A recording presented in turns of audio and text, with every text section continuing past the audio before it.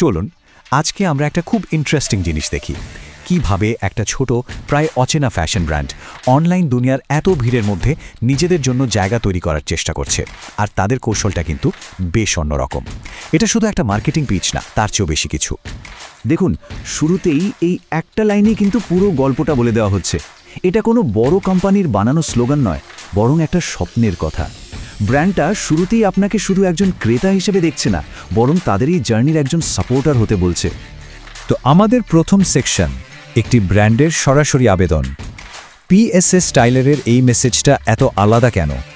কারণ এটা একদম সরাসরি, কোনো ফিল্টার ছাড়া। চলুন দেখি এর পেছনের কারণটা কি।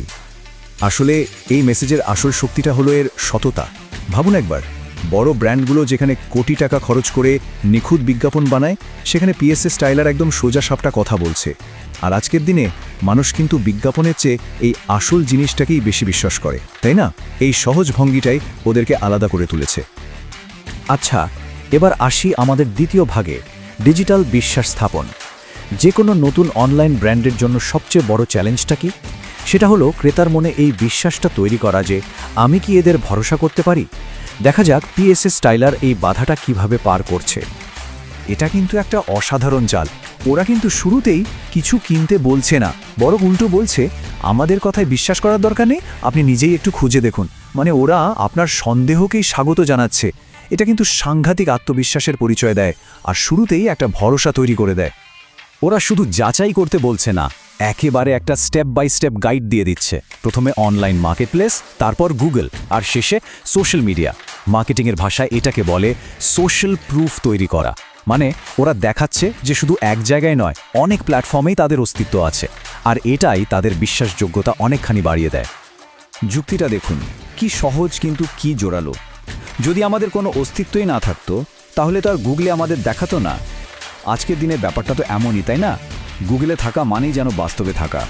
এই একটা লাইনই ওদের ডিজিটাল অস্তিত্ব প্রমাণের জন্য যথেষ্ট। বেশ, বিশ্বাস তো তৈরি হলো, কিন্তু ব্র্যান্ডটা আসলে বিক্রিটা কি করে? আর সবথেকে জরুরি প্রশ্ন, দাম কেমন? চলুন এবার ওদের আসল ভ্যালু প্রপোজিশনটা দেখা যাক।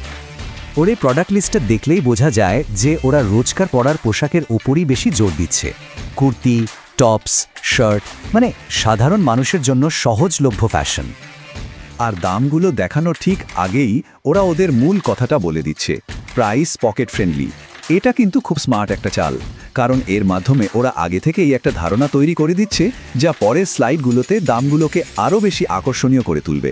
399, তারপর 599, এবং যাচ্ছে 799 টাকা পর্যন্ত। এই প্রাইসিংটা এমনভাবে সাজানো হয়েছে যাতে কেনার সময় খুব বেশি ভাবতে না হয়। এটাই ওদের পকেট ফ্রেন্ডলি কথার বাস্তব প্রমাণ। আর সবশেষে এই ছোট্ট একটা লাইন, ডিসকাউন্টসে তো থাকবেই। এই ঘরোয়া আর আত্মবিশ্বাসী কথাটা ওদের অফারটাকে আরও লোভনীয় করে তুলেছে। মনে হচ্ছে যেন কোনো বড় কোম্পানি নয়, কোনো বন্ধু কিছু বিক্রি করছে। ওকে, এবার আমরা আসছি এই পুরো মার্কেটিং কৌশলের সবথেকে শক্তিশালী অংশে। কিভাবে ব্র্যান্ডটা একটা সাধারণ কেনাকাটাকে একটা বড় লক্ষ্যের অংশীদার হওয়ার সুযোগ হিসাবে তুলে ধরছে, সেটা দেখা যাক। ওদের ফিলসফিটা দেখুন, কত সহজ আর আন্তরিক। একটা ব্র্যান্ড সবসময় চায় তার কাস্টমারকে খুশি রাখার। কোনো কঠিন কঠিন কথা নেই।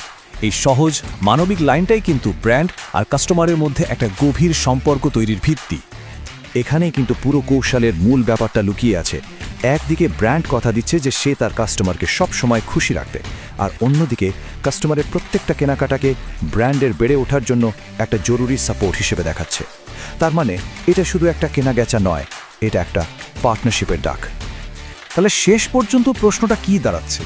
এই যে বড় বড় নাম পরিচয়হীন অনলাইন প্ল্যাটফর্মের যুগ, সেখানে পিএস টাইলারের মতো ছোট ব্র্যান্ডের এই ব্যক্তিগত আর সরাসরি আবেদনই কি কাস্টমারদের মন জয় করার নতুন রাস্তা হতে পারে? এটা শুধু একটা মার্কেটিং কৌশল নিয়ে নয়, বরং ব্র্যান্ড আর গ্রাহকের সম্পর্কের ভবিষ্যৎ নিয়ে একটা বড় প্রশ্ন। ব্যাপারটা কিন্তু ভাবার মতো।